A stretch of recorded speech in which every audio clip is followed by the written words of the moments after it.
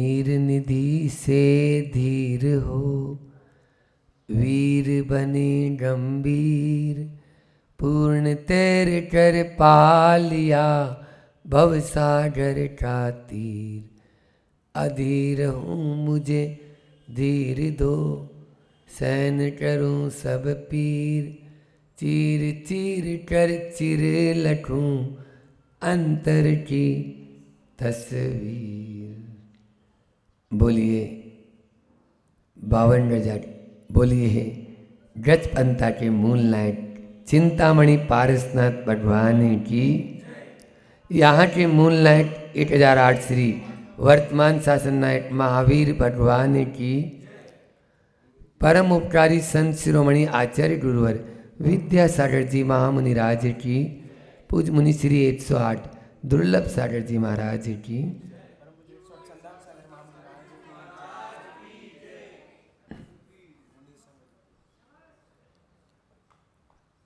विगत दिनों से एक नई प्रवचन श्रृंखला के माध्यम से हम अपने विचारों के प्रहरी बनकर अपने आप को ऊपर उठाने का पुरुषार्थ कर रहे हैं। किस प्रकार से हम अपने विचारों में बदलाव लाकर, भावों में बदलाव लाकर, अपने संस्कारों को और पवित्र बनाकर अपने प्रवृत्ति में बदलाव और आचरण में पवित्रता कैसे लाएं, इन सूत्रों के बारे में अपन प्रतिदिन कुछ विचार करते हैं। 12 भावना हमें नीचे से ऊपर की ओर उठाती है, हमें भीतर से मजबूत बनाती है। 12 भावना हमारी जटिल से जटिल समस्याओं का बहुत सटीक समाधान हमको प्रस्तुत कर देती है। बस जरूरत है इसे प्रयोग में लाने की जरूरत है। 12 भावना एक अलग से हमको प्रेरणा देती है, जो इस संसार की विषमता में भी हमको समता रखने का पाठ पढ़ा देती है। संसार में सब और विषमता ही विषमता नजर आएगी। हमें भी जो चाहिए, मान लीजिए वो नहीं, इष्ट का वियोग हो जाता है और अनिष्ट का संयोग हो जाता है। इष्ट का वियोग हो जाता है, अनिष्ट का संयोग हो जाता है, उसी में हम आकुल व्याकुल हो जाते हैं। और उन आकुल व्याकुल परिणामों को यदि स्थिरता प्रदान कर सकती है, यदि उसमें हमें समता का कोई पाठ दे सकती है, तो वे है 12 भावना। कल अपन ने असरण भावना की बात की थी कि आदमी मरने से पहले मरे जा रहा है, बीमारी से पहले बीमार हुए जा रहा है। आदमी भविष्य की चिंता में अपने वर्तमान को खो रहा है, भविष्य की चिंता में अपने वर्तमान को खो रहा है। एक अंग्रेजी विद्वान ने बहुत अच्छी कहावत है कि most of people died 20-30 age but born 70-80 age. क्या बोला? अधिकतर लोग 20 से 30 साल में मर जाते हैं, लेकिन उनको जलाया कब जाता है? 70 से 80 साल की उम्र में। बोलो ये क्या है? मरना मतलब 20-30 साल, 20 साल तक तो बाप की कमाई खाता है, कोई चिंता की बात ही नहीं। 20 से 30 साल की उम्र के बाद वह जैसे जैसे विवाह होता है, बच्चे होते हैं, संसार आगे बढ़ता चला जाता है, वैसे वैसे वो चिंताओं के उसमें दब जाता है। और दब जाता है तो रात दिन वह मरना ही है उसका। अब वो जी नहीं रहा, वो एक एक पल मर ही रहा है, वैसे भी मर ही रहा है।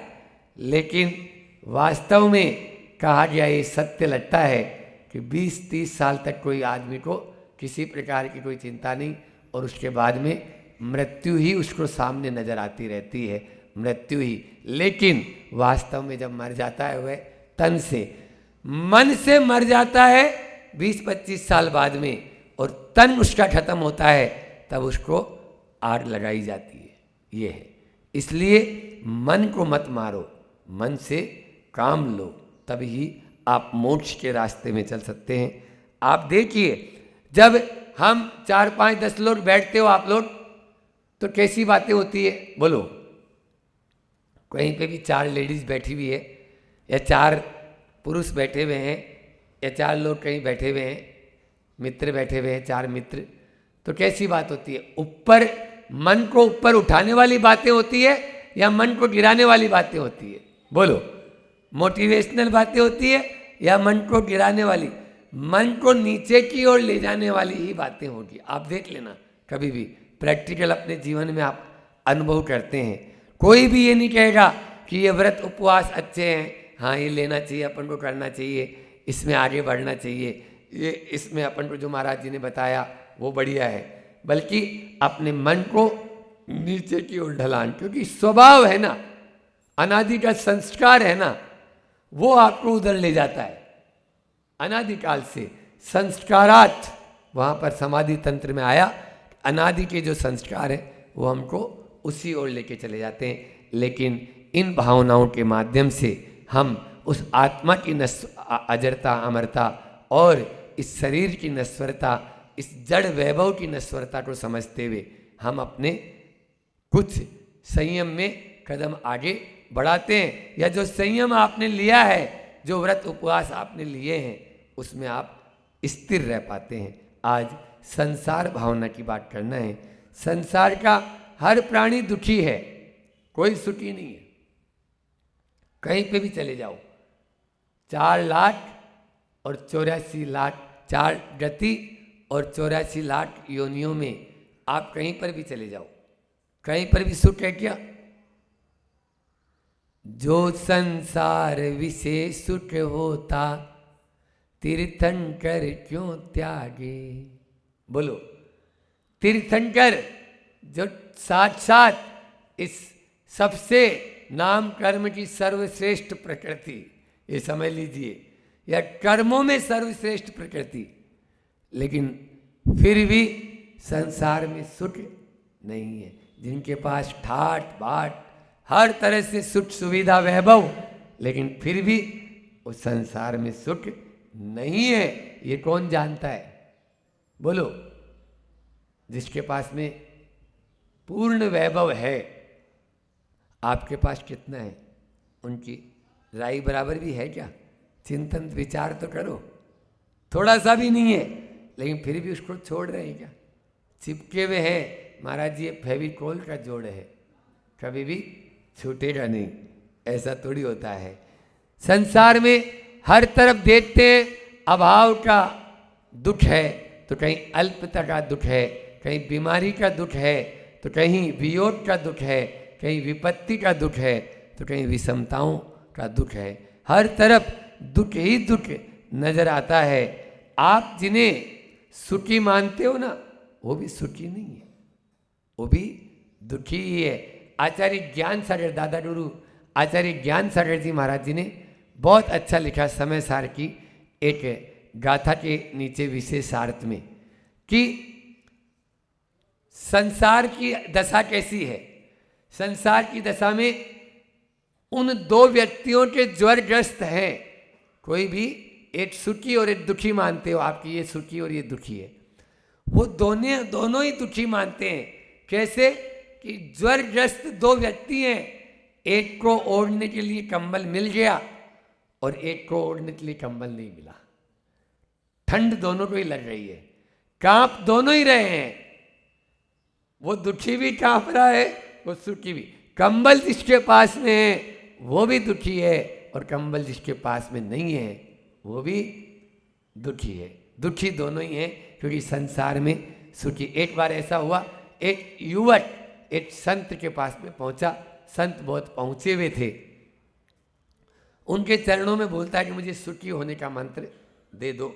बोले एक काम कर, सुखी होने का मंत्र तो मैं तुम्हें बाद में दूंगा, तू किसी सुखी व्यक्ति का एक गमछा लाके मुझे दे दे। सुखी व्यक्ति का एक गमछा लाके। बोले मैं भी लाके दे देता हूँ, बहुत सारे सुखी हैं मेरे नगर में। तो वो सबसे पहले जागीरदार के यहाँ गया और जागीरदार से बोला कि आप अपना गमछा मुझे दे दो। गमछा क्यों? बोले नहीं, उस संत ने मुझे सुखी होने का मंत्र जो है देंगे, तो इसलिए। बोले गमछा तो एक क्या? जागीरदार बोलता है गमछा तो एक नहीं 5 ले जा, लेकिन मैं सुखी नहीं हूँ। आप सुखी नहीं है, आप तो जागीरदार हैं, फिर सुखी कैसे नहीं? इतने में ही उनका जो बेटा था शराब के नशे में धुत होकर आता है और पिता को उलूल जुलूल बटना शुरू कर देता है। तब वो जानता है अरे इससे अच्छा तो मैं हूँ, जो मेरा बेटा मुझे इस तरह से गाली गलौज से बात तो नहीं करता है सबके सामने। वो आगे चला और आगे नगर सेठ के दरवाजे पर गया। नगर सेठ को बोला आप अपना गमछा दे दो। बोले क्यों? बोले ऐसी ऐसी बात। अरे गमछा तो ले जा। बस इतना कहा ही था, इतने में ही उसकी जो पत्नी है वो उस पर टूट पड़ी, उस पर बरस पड़ी और ऐसी खरी खोटी सुनाने लगी। वो व्यक्ति बिना गमछे के बोले भैया मेरी पत्नी ने तो आज तक कभी मेरे साथ में ऐसा बर्ताव नहीं किया, मुझे ऐसा गमछा, ये तो बहुत दुखी नजर आ रहा है। आगे चला और नेता के यहाँ पहुँचा। नेता तो सुखी होगा, विधायक है, पूरे नगर का आमदार बोलते हैं आपके इधर। आमदार के यहाँ पहुँचा तो बोले आपका गमछा दे दो। बोले क्यों? बोले संत को देना है और वो मुझे सुखी होने का मंत्र बताएंगे। बोले भैया मैं सुखी नहीं हूँ, तुझे दिख रहा है मेरा ये ठाट बाट, तुझे दिख रहे हैं ये गाड़ी घोड़े, तुझे दिख रहे हैं मेरे पीछे ये जितने चमचे लगे हुए हैं वो, लेकिन फिर भी मुझे हमेशा दुख बना। आपको दुख? आपको काय का दुख? बोले मुझे अपने ही प्रतिद्वंदियों का दुख बना रहता है, अपने ही जो लोग हैं उनका दुख। कोई मुझे हरा न दे, कोई मेरे से आगे नहीं निकल जाए, कभी कोई मेरी सीट न छीन ली जाए, कभी मैं हार न जाऊं, ये दुख मेरे भीतर हमेशा बना रहता है। इसलिए उसको लगा भैया इन सब से तो फोर बेटर मैं ही हूँ, इसलिए मुझे तो सुखी होने का मंत्र। जैसे ही वो संत के पास पहुँचा, क्यों क्या हुआ?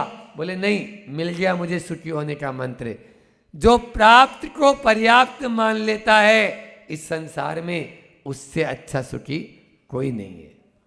आपके पास में जितना है उसमें यदि आप संतुष्ट हैं, आपके पास में जो पुत्र मिला है उसमें संतुष्ट हैं, जो पत्नी मिली है उसमें संतुष्ट हैं, जो वैभव मिला है उसमें संतुष्ट हैं, जो शरीर मिला है उसमें संतुष्ट हैं, तो आपसे ज़्यादा सुखी कोई नहीं है।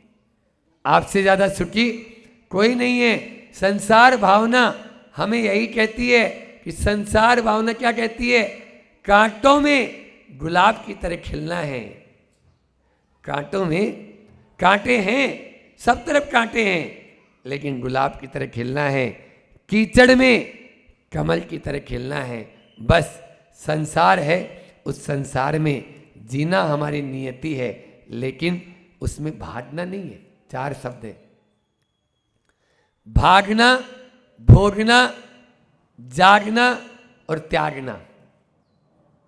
क्या बोला? रिपीट कर रहा हूं, भागना, भोगना, जागना और त्यागना।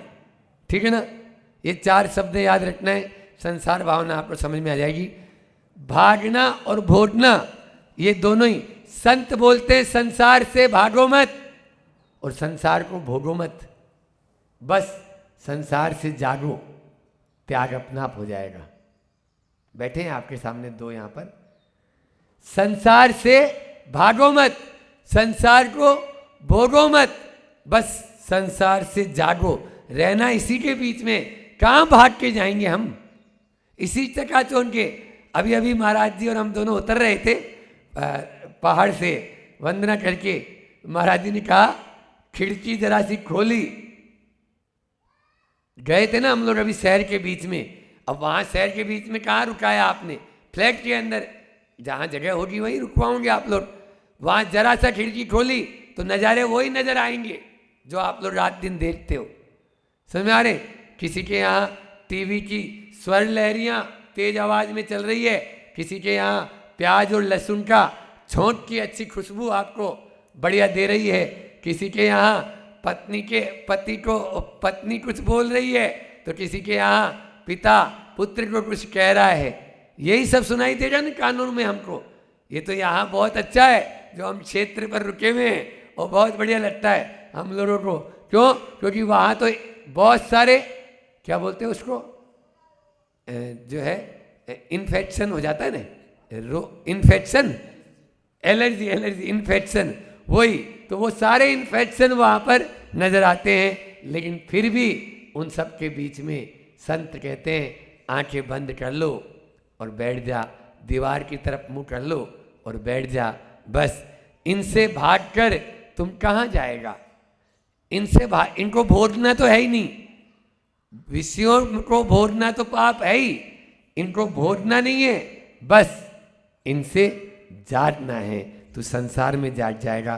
क्योंकि संसार में हम ये सोचते हैं कि अभाव दुख का कारण है, अभाव दुख का कारण नहीं है। अभाव है, अल्पता है, आकुलता है, अतृप्ति है, ये सब दुख के कारण बताएं। लेकिन चारों ओर अभाव। अच्छा ये बताओ, वास्तव में संसार में देखते हैं, संसार भावना का चिंतन नए रूप में बता रहा हूं आपको।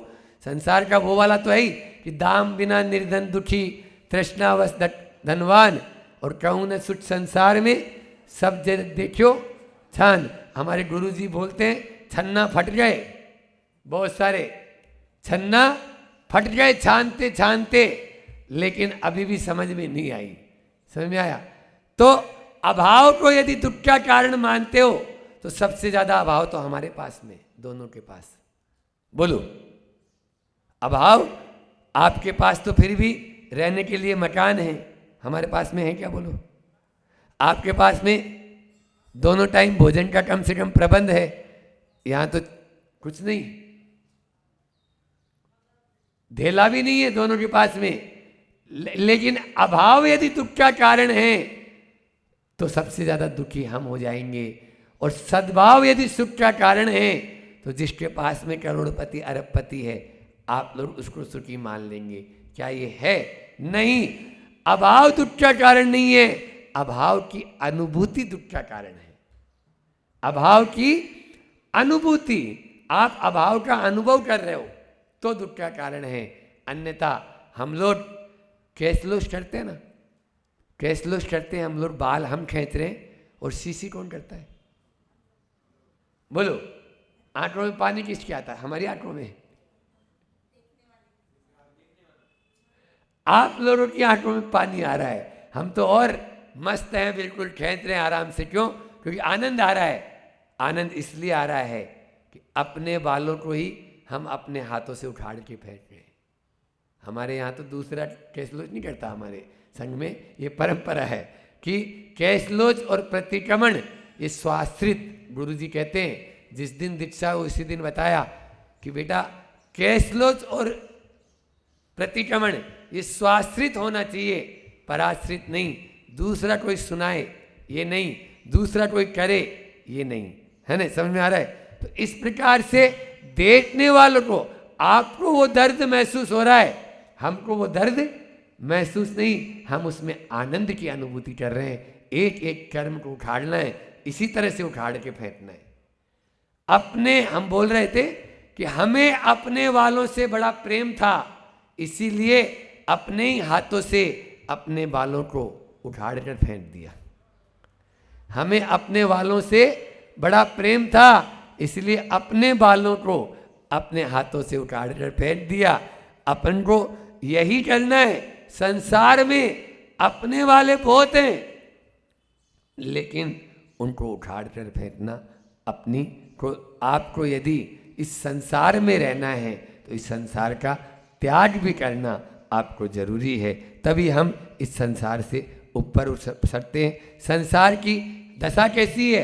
कोई तृप्त नहीं। अभी आप लोगों ने पूजा पढ़ी आचार्य श्री जी की, क्या पढ़ा उसमें? फल चढ़ाए तो बोलो, भोगों को इतना भोगा कि खुद को ही भोग। अभी आपने मंदिर में पूजा की तो कौन सी लाइनें पढ़ी?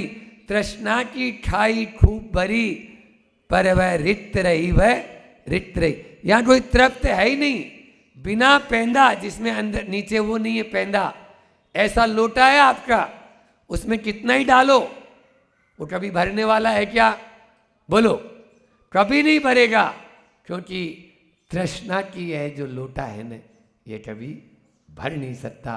तृष्णा का कटोरा कभी आपका तृप्त नहीं हो सकता। यही संत कहते हैं। यहां पर किसी के पास में कुछ है, किसी के पास में कुछ कुछ है, किसी के पास में बहुत कुछ है, किसी के पास में कुछ है, किसी के पास में कुछ कुछ है, किसी के पास में बहुत कुछ है, लेकिन सब कुछ बोलो ना, यहां बैठे हुए इतने लोग हैं, सब कुछ है? नहीं है। सब कुछ किसके पास में है? सर्वज्ञ के पास में, भगवान के पास में। क्यों है? क्योंकि सब कुछ उसी के पास में होगा जो बहुत कुछ को छोड़ देगा। आपके पास में जो बहुत कुछ है ना, उसको छोड़ना होगा। बहुत कुछ छोड़ दोगे तो सब कुछ की प्राप्ति आपको हो सकती है। उसके लिए ही कहा गया कि जागना पड़ेगा, जागेंगे तभी होगा। संसार की दशा तो बड़ी विचित्र है। एक बार ऐसा हुआ कि एक व्यक्ति स्कूटर से जा रहा था। अब स्कूटर से जैसे जा रहा था, एक पहलवान को थोड़े से छींटे उछल के लग गए, तो उस पहलवान ने एक जड़ दिया। अब पत्नी पीछे बैठी हुई थी, तो बोला देख मुझे मारा कोई बात नहीं, मेरी पत्नी को हाथ लगा दिया तो मुझे सहन नहीं होगा। उसने पत्नी को भी झड़ दिया। बोले देख मुझे मार दिया, मेरी पत्नी को मार दिया, मेरे बच्चे को यदि तुमने मारा तो मेरे से सहन नहीं होगा। आगे जो बच्चा खड़ा था उसको भी जड़ा। इधर उसने किट लगाया और स्कूटर वापस से लेके चलता बना। अब घर में बच्चे तो होते ही हैं। बच्चा बोला पिताजी आपको पीटा उसने सही था, लेकिन मम्मी को और हमको क्यों पिटवाया आपने? बोले अब घर में कोई ये तो नहीं बोलेगा कि मैं अकेला पिट के आया, सब पिट के आए। बस संसार में सब पिटे पटाए हैं।